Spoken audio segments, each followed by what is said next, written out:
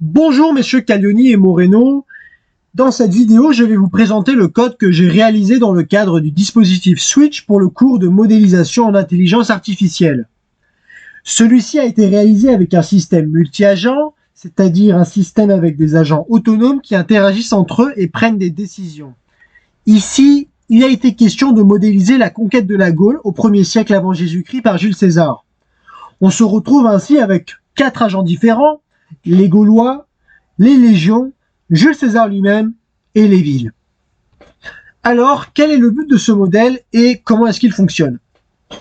Étant étudiant en histoire, je suis un très gros passionné de l'époque romaine et j'ai donc voulu simuler les probabilités de réussite et de défaite de Jules César lorsque celui-ci franchit les Alpes.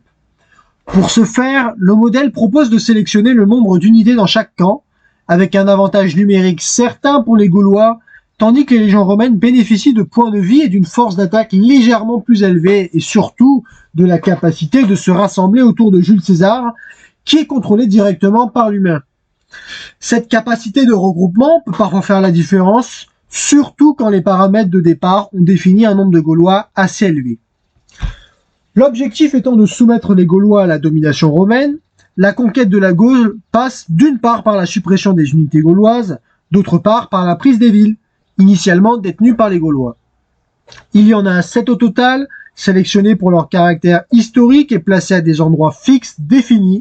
Ce sont Massalia, Marseille, Narbo Martius, Narbonne, Bordigala, Bordeaux, Lugdunum, Lyon, Gergovie, La Roche-Blanche, Alésia, Alice-Saint-Traine et Lutetia, Paris. Celle-ci génère tous les 600 X une unité de la faction en possession de la ville, et ce n'est donc que par leur capture que l'un ou l'autre camp peut l'emporter.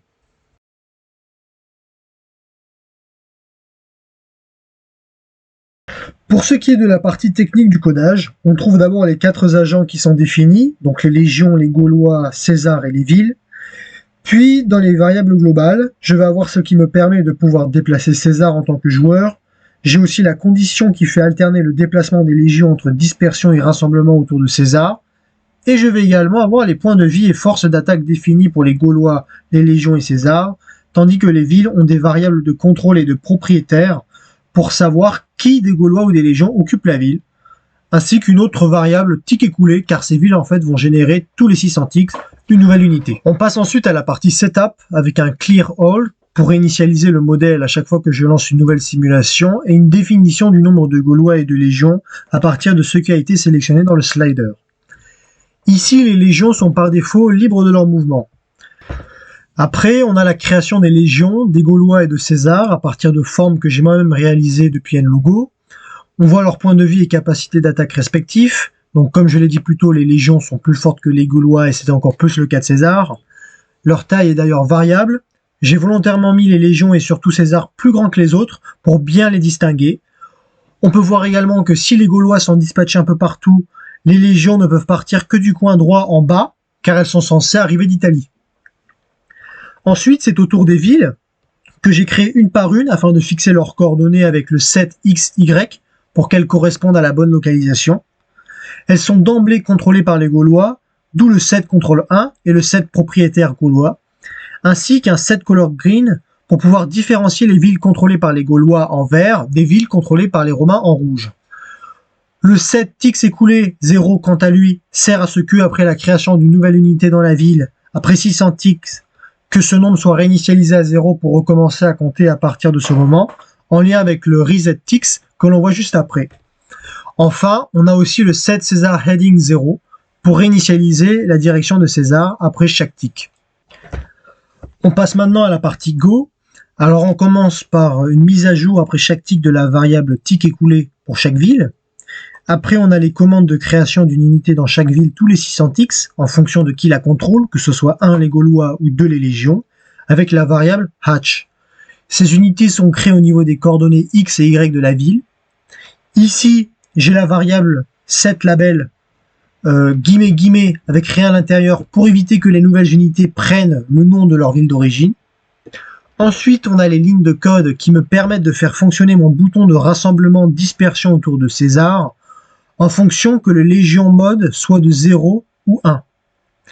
Ces légions peuvent attaquer les Gaulois et les villes à proximité, c'est-à-dire à une distance inférieure de 1, donc il faut que les deux agents soient en fait superposés. Concernant la ville, cela permet le changement de contrôle, et comme c'est la même chose pour les Gaulois et César, je vais passer là-dessus pour arriver à la fin de mon go, où je trouve ici mes conditions de suppression d'unités. Si elles n'ont plus de points de vie, elles disparaissent. Enfin, un update plots pour pouvoir réactualiser en continu mon graphique d'unité en vie, et le tick, car tout ce que l'on vient de voir est un ensemble de conditions qui se vérifient à chaque tick. Pour finir, nous allons aborder les variables locales situées en dehors du Go. On a d'abord ce qui permet de faire perdre de la vie aux unités attaquées.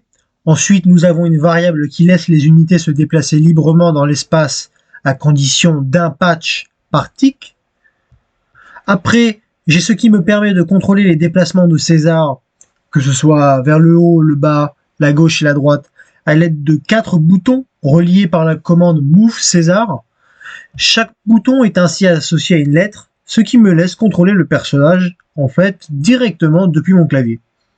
Enfin, et ma présentation s'arrêtera là, j'ai les conditions qui poussent les légions à se diriger vers César lorsque je leur ordonne, à travers le bouton Dispersion Rassemblement, qui fait alterner entre 0 et 1 la variable Légion Mode.